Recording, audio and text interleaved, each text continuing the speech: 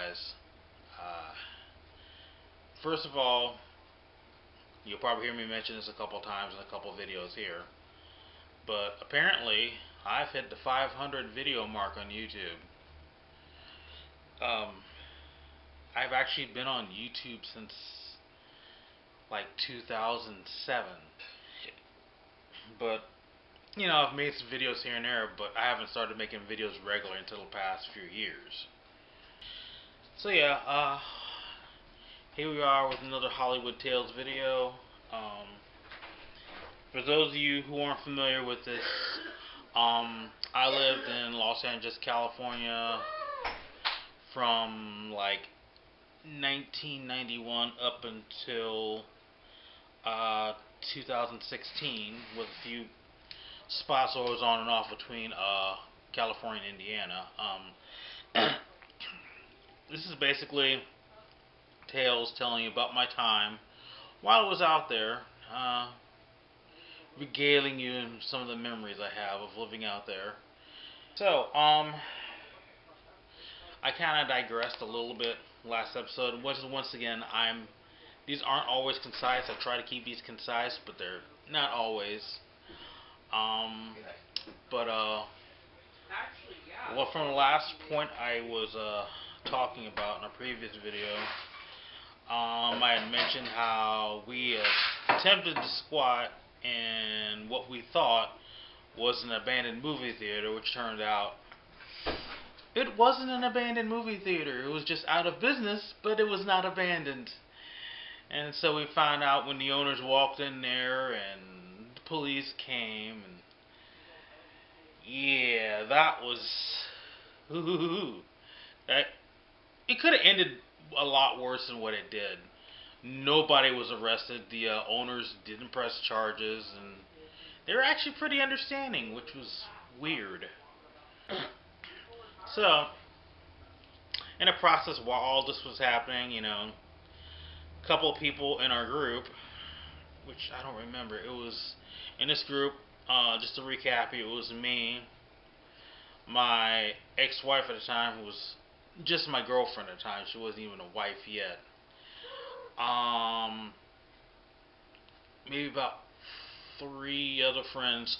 One of them who could be watching this video right now, John.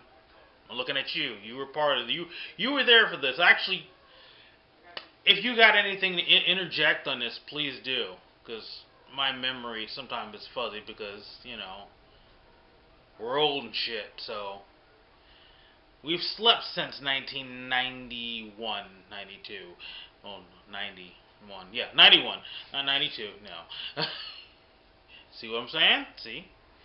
But anyway, a couple people from our group, to avoid the whole popo situation that was going on, went up street. This is on, by the way, just a reminder, backtrack. This was on Hollywood Boulevard, off of Hollywood Boulevard on Normandy, right off of Hollywood Boulevard, just as you turn the corner. I don't know what it is right now. It used to be a theater. So while all this is going on, a couple guys that was with us walked up the street, and they found an abandoned church. And next to it, it was, the whole problem was like you have the church on one side and you had the little house, rectory, whatever, where like the priests or whatever lived at. It wasn't a Catholic church. I think it was. I'm not quite sure what kind of church it was. I know it wasn't a Catholic church because it wasn't that intricate. It was your basic little church house, and they had a house next to it, I guess, where people, lived at, that were, and caretakers, the priests, and all that, and whatnot. I was going to say nuns, but it's not a Catholic church, so obviously there'd be no nuns there. So, after everything was said and done, everybody was unhandcuffed and free to go and everything, we had a discussion about it. We decided to go up and check it out. We saw there was people already in the other house, the other church house. So we decided to investigate the church. We went inside. Nobody was staying in there, at least as far as we knew. So we said, great, you know what? Let's just squat in this old church. What a great place to squat, And so we all got into there, started cleaning things out. We actually all stayed in the spot behind the church, I guess what would be like the church offices. On our first day there, while we were there, and we started setting up everything, kind of just setting up our little sleeping areas and everything. There was like a back room behind those offices, which I guess could have been more offices or a kitchen. Actually, more I think about it, I think it was like a kitchen area. But it was kind of tore up. It wasn't really livable at all. But what we didn't know, what we found out after we heard a bunch of noises, is there was like an attic. That, like when you get in there, there was like an attic and you could let down some steps to climb down. Apparently, as we discovered, there was a couple that was living in that attic. Which is great because you wouldn't even know it was there. So if the place got raided, hey, no one would know they were there. And they were actually, we kind of scared the shit out of them a little bit because they didn't know what the fuck was going on. They thought we were cops at first, but they turned out actually being pretty nice. The guy's wife was probably about 7-8 months pregnant at the time, which was really rough for her to get, because she was already pretty big at her stage of pregnancy, and she was climbing up and down this ladder to get in this attic, So, I mean, they'd been there for a little bit, but they were cool and everything. So, we set up everything, and the front, in the front where the actual church area and everything, where the pews were, there was no pews in the place. It was just, all the pews were already taken out. I guess the original owner sold them or whatever. So you just had your like church stage area, and this empty space. So we kind of built this makeshift bathroom shower thing. Like we had like these tarps hanging up, and had this section where we had a bucket where we would put bags in that we used to take shits in. So that way we weren't like, pissing and shitting directly, in there. Because there was no bathroom in this place. I mean, there was a bathroom, but it was, gone. It was gutted, much like the area that I think was the kitchen. That was all gutted and non-existent. So we had to make a makeshift bathroom. And we also had this makeshift shower area, which, oh god, this was fun. We used to collect like empty water jugs, milk jugs. We also used to I don't know if anybody remembers it. They still sell them, but I don't drink them anymore. But they used to have fruit drinks, like the knockoff fruit punch, the apple drink, the grape drink. Not juice, drink, it was only apple. You knew it was apple drink because it was green. You knew it was grape drink because it was purple. That sort of thing. And no, not Kool-Aid. No, no. This Kool-Aid was good. This stuff was, I don't know. It was a poor people drink. Us poor people know about it. If you've been well off, you don't even know what you're even talking about. You actually grew up with Welch's and Juicy Juice and all that shit.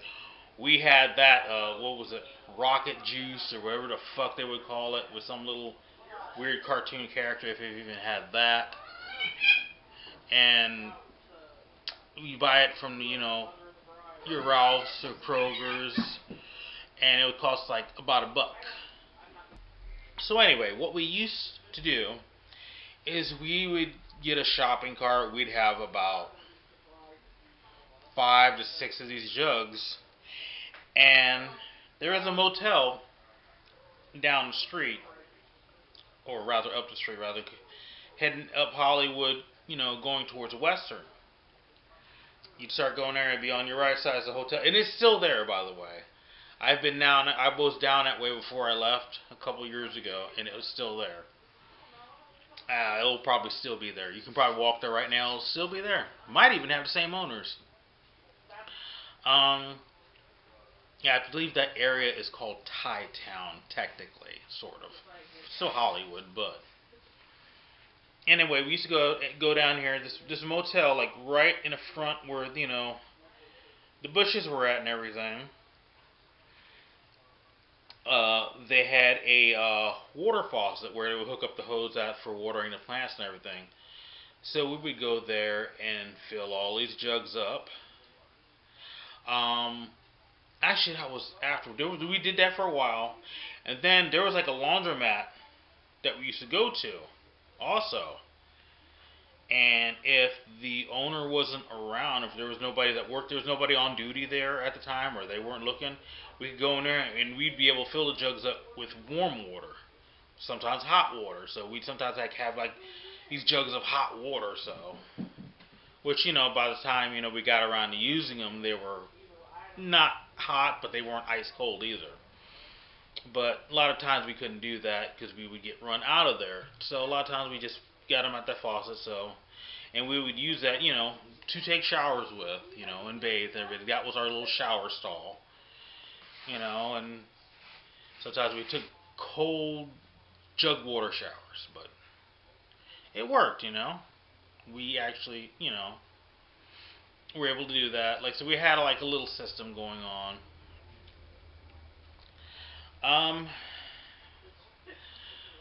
So as I mentioned, we had like a little toilet set up there too. Now, I'm going to bring this up again in a bit, but I have to explain something else. So, you remember how I mentioned the house that was next to the church? We thought there were some people already living in it at the time. Well, there was. It was like I said, it was this abandoned the house. A bunch of people were in, and it was a bunch of these metalhead guys. They were like wannabe Satanists. Now, okay. Once again, I've met actual Satanists. A lot of times they were cool. It's usually those wannabe knockoff. I listened to a lot of Slayer growing up Satanists that are a bit annoying.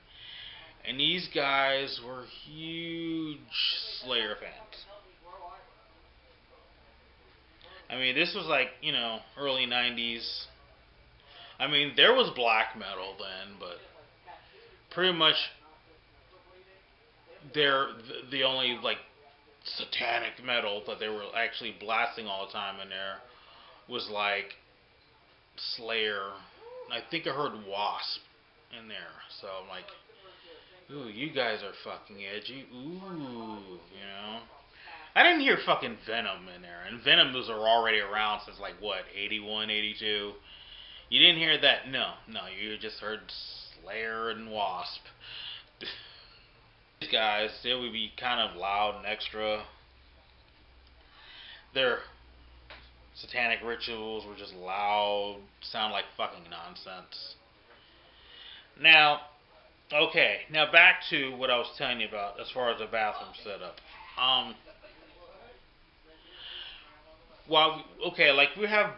The way we had it is like we've like found like an old toilet seat.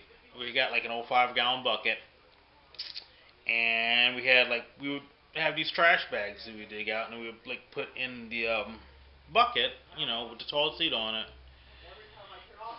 Do your thing in it. Then after that, you would pull the bag out, tie it up, and we would get rid of it. I don't know who it was, but it's like someone was like, we would have them throw it out. Oh wait, I remember that guy. They used to call him Colonel. He was like the youngest one there. He was like into like army stuff. They call him Colonel for some reason. I think that was something my ex-wife made up. Oh, I'm gonna have to. I had to. That's another story too, by the way. But anyway, he would take the bags, and there was a back. Like, I don't know how the wannabe Satanists got in there, and they weren't there all the time, by the way. thinking about it. They were not there all the time. They were there occasionally. I think that was their party place. But they actually had homes to go to, but they would go here when they wanted to be edgy and, summon butthole demons or whatever. I don't know. But so they had a back end. There was like a back way that led down, sort of like into like a basement, which would lead into the house. I don't know why, but this kid, thought it was a good idea to take these bags of shit and throw them down there. I mean, normally it'd be like, oh, well, it's not like there's anybody in here anyway, but obviously there was. So, of course, this kind of started a war with the edgy Satan dude bros, because, apparently that was the way they got into the place. And here it was lined with bags of shit this kid kept throwing in there. So they started like pelting the church with their own bags of shit. Eventually we kind of faced each other off, sort of. There's a lot of yelling, and then there was like, it's like, all right, all right. We'll make sure nobody throws any shit in your knockoff Church of Satan, or more like in your case, the Church of Stan or something. So, there was also like sort of a little quarry in the back where I guess they were started to build something, or they tore something down, and then nothing else happened to it, so we would just kind of like dig a hole back there and just start throwing stuff in there. So he told that kid, hey, put the shit in there, don't throw it in the house anymore. So to close that chapter, of the Slayer fan club of East Hollywood. Now, I'm pretty sure it's a lot different than it used to be back then. But I remember back then, earlier in early 90s, living on Normandy.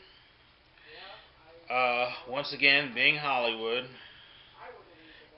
Also, much like, living on Hollywood and Western, it was a heavy gang area as well. Except over in this area, you had something called AP, which is an Armenian gang called Armenian Power. Because this is pretty much Armenia town, sort of. This is predominantly Armenian area. It still is, actually. So we had these Armenian gangs, and once again, on the weekends, you were hearing gunshots, because sometimes 18th Street or White Fence or whatever would go through there, and they would have their shootouts and their fights and everything. So this was like a weekend thing. It was fucking noisy. People cruising through there, I remember one time I was laying there. I couldn't even sleep. It was just like probably like 2 in the morning. And hearing some guy running down the street, yelling, help me, help, And, you could tell, he was Armenian from his accent and everything. He's just trying to yell, help me and everything as he's running. And I'm like, part of you is like, oh, I wonder, should you see if that guy's okay, so what you do to help? And then you realize, remember the neighborhood, and you go, nope. Just keep running, dude. Hollywood Boulevard's just down the street. Keep running. You'll run into a cop. Just don't stop running. I ain't opening this fucking door,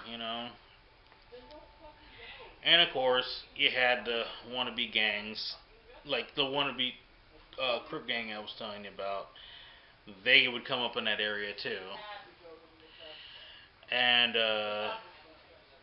oh god, I remember there was this one guy. Because there was one guy who was like, he was like the guy who started this small sect of Crips or whatever, supposedly. It's not really, it wasn't really an actual Crip gang. Yeah. But there was a guy that started, his name was Punisher. But eventually, I've actually talked to him before. He was alright to talk to. He was alright. He was an alright guy, as much as, a guy who started a little gang would be. But, there was this other guy that just joined the gang. This little white guy. This is what I don't get. And his name was P2, which stood for Punisher 2. So the most ridiculous thing is like, wait a minute. So what? Are you like a sequel to the other dude? You know, it was kind of ridiculous. You know, it was like, well, I'm gonna be P2. I'm like, and that wasn't the only time. There was a couple other people that called themselves like somebody would have a street name, but then they wouldn't street name too, so they'd be like, you know, like there was like a guy named, I don't know what, I can't remember. It's so stupid I can't even fucking remember. I do remember I did know a girl, her name was actually Laser. And not named after, you know, the lasers and laser guns. Pew pew, no. She was named Laser after a malt liquor. Yeah, there was a malt liquor back then that came in a 40 called Laser. And she drank a lot of it. Yeah, that's... Yeah. Yeah. I told you. Sometimes some people were just really stupid with the street names. Yeah, P2 was kind of like a loose cannon, you know. And he was always starting. He would start shit, you know. Punisher would make him calm as shit sometimes, but you know when he wasn't around, then he was kind of starting shit. I remember one time he was trying to kick. He like was kicking on the door, and like I ran to the door, but he kicked the door down. And first thing he did, he just started swinging. He like socked me in the face. And I was like, I had these weird moments. Sometimes I wasn't very much of a fighter, so this guy kind of knocked me out and everything. It's kind of funny. I find it laughable now. Because, I mean, later on, things kind of calmed down and he wasn't around as much anymore. I think he actually went to jail for a little bit. But it's kind of weird. I think it's, like, probably 8... Actually, no, shit. It was about almost 10 years later, because that was in 91. So, in about... It was around about 2000, 2001, actually.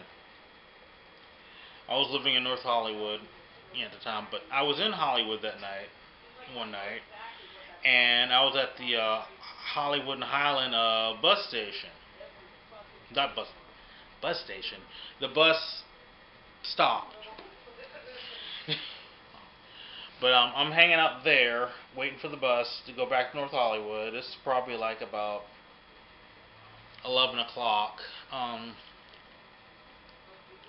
You know, there was this one girl there, and there was this guy that kept trying to talk to her. And she wanted nothing to do with the guy. She couldn't be any more uninterested in this guy. And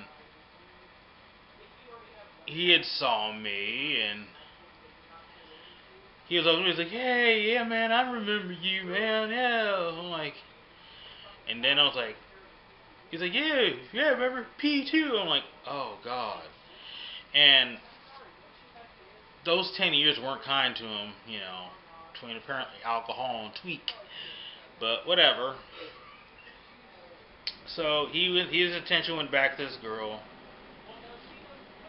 He kept fucking with her. And I'm like, I'm saying to myself, okay, motherfucker, things were different 10 years ago. You're about to get your ass whooped now. I'm not the same person I was, you know. So he wouldn't leave her alone, and then he started grabbing on her and everything. And I'm like, okay, this is where I have to step in. And I was waiting. I was going to step in at first, but honestly, I learned, because like sometimes you have couples that are arguing, and if it's like vocal, don't jump in, because then you're gonna have both of them on you sometimes. But it started getting physical. That's when I started. Okay, yeah, that's basically, it's like, okay, that's my cue. No. You know, especially when it's pretty clear that she doesn't even know who this fucker is. You know, or maybe she did, but not enough to be like anything. So, So I get up there, I kind of pull him back. He starts talking shit to me. It's like, dude, just leave her alone. Just go take a walk. Go on. Dude decides to swing at me. Like I said, I am not the same person I was prior to that 10 years ago. So I kind of spun him around as he threw a fist at me, and he's on the ground. He gets up, comes at me, I knock him out again. You know, part of it, a lot of it was to protect her and just get him away from her. The other part was, oh, so you remember that time you knocked me out breaking into our squat that time? Oh, I've been waiting for a while to pay you back for that. So it was part of that too. So I took a little bit of satisfaction out of beating his ass. And he left. So, and I escorted her back home and everything. Well, not to her home, but back, because she was going to North Hollywood as well. She was really sweet. We stayed on the bus. We talked the whole time on the way. She's a little French girl, really nice. And, we got off the bus and everything. She thanked me. She hugged me, kissed me on the cheek. Never saw her again, but she was really sweet. So also during this time, it was a few months later, Darrell actually cheated on me with this one dude that was staying with us, and they actually had something going on for a while. So that went bad, and then she pretty much decided to dump me, and everything. So it's like whatever, but